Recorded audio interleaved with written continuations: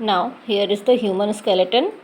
ये आप देख रहे हो बोन की फ्रेमवर्क होती है जो हमारी बॉडी को शेप देती है, एंड इस फ्रेमवर्क में जो कंप्लीट नंबर ऑफ बोन होती है वो होती है 206 ह्यूमन बीइंग के अंदर। इस कंप्लीट फ्रेमवर्क को कहते हैं skeleton.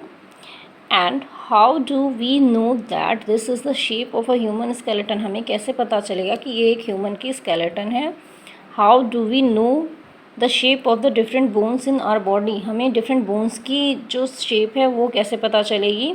Then one way we could know this shape better would be to look at x-ray image of the human body.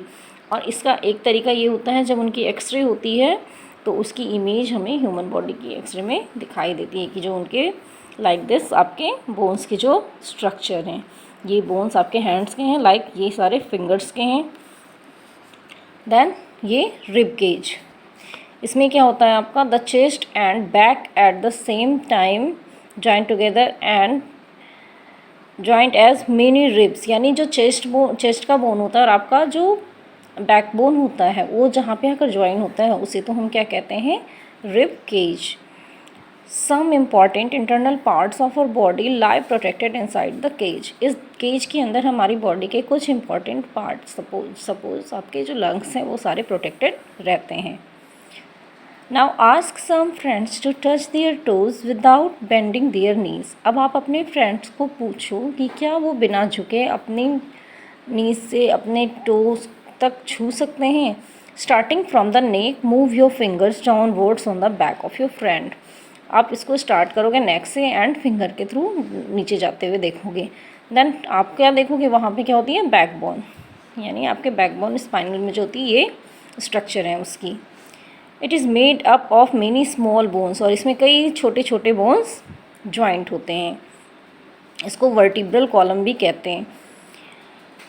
If backbone was made up of only one bone, will your friend be able to bend? अगर ये complete structure आपका जो backbone है वो सिर्फ एक ही लंबे से बोन से बना होता तो क्या कभी भी आप एबल होते उसमें झुकने में? तो ऐसा पॉसिबल नहीं होता।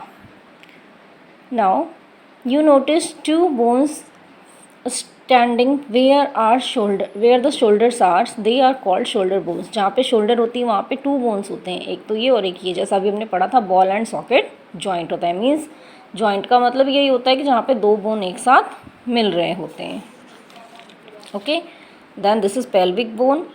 This structure is made of pelvic bones, they include the portion of your body. और ये हमारी बॉडी में स्टोमक के जस्ट नीचे होते हैं।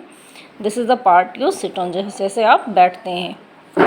हेयर स्कल, अगर आप इसके एक्सरे में देखोगे देन आपको इमेज ऐसी दिखाई देगी स्कल की।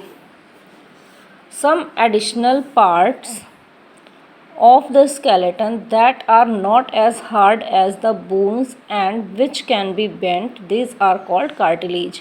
कुछ एडिशनल पार्ट ऐसे होते हैं जो हमारे बोन्स की तरह ही हार्ड होते हैं लेकिन वो बेंट नहीं होते, उन्हें हम कहते हैं cartilage. Now here are muscles. Two muscles work together to move a bone. एक बोन को मूवमेंट में जो हेल्प करते हैं वो होते हैं muscles. Touch it with the other hand. Do you feel a swollen region inside your upper arm? अपने अपर आर्म के ऊपर आप टच करोगे तो वहाँ पे आपको कोई swollen region दिखाई देगा। This is muscle. ये मसल होता है जो कॉन्ट्रैक्शन में हेल्प करता है, कॉन्ट्रैक्शन और एक्सपेंशन दोनों में हेल्प करता है। नाउ यहाँ पे है आपके मूवमेंट्स इन इंसेक्ट्स। कुछ इंसेक्ट्स गिवन है, कुछ एनिमल्स गिवन है, उनकी मूवमेंट कैसे होती है। तो snail, this is collect a snail from a garden. आप गार्डन से एक स्नेल लो। Have you seen the rounded structure it carries on its back. ये जो इसके बैक पे राउंडेड स्ट्रक्चर है इसको ऑब्जर्व कीजिए। This is called the shell and it is the outer skeleton of the snail. ये शेल कहलाती है और ये स्नेल की आउटर स्केलेटन होती है। The shell is a single unit and does not help in moving from place to place.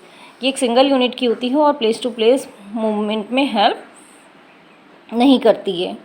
It has to be dragged along, और ये साथ साथ क्या करती है, ड्रैग करती है।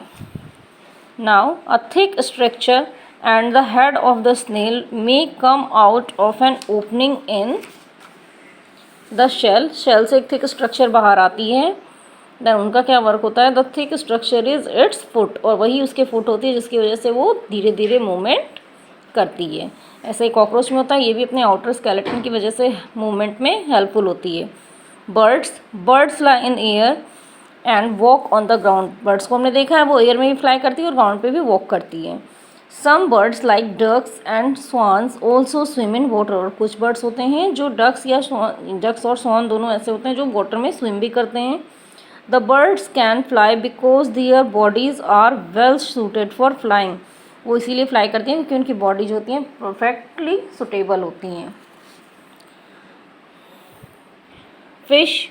फिश वाटर में क्यों मूवमेंट कर सकती हैं, क्योंकि उनकी बॉडी क्या होती है, स्ट्रीम लाइंड होती है, लाइक दिस, बिल्कुल सिमिलर। मिडल में जो पोर्शन होती है उसको टैपर की तरह बोथ साइड से हेल्पफुल बनाती हैं, जिससे वो स्विमिंग कर सकती हैं। Okay, now read the chapter, pause the video, and if you have any doubt you can call or message me on your given time. Have a nice day. Thank you.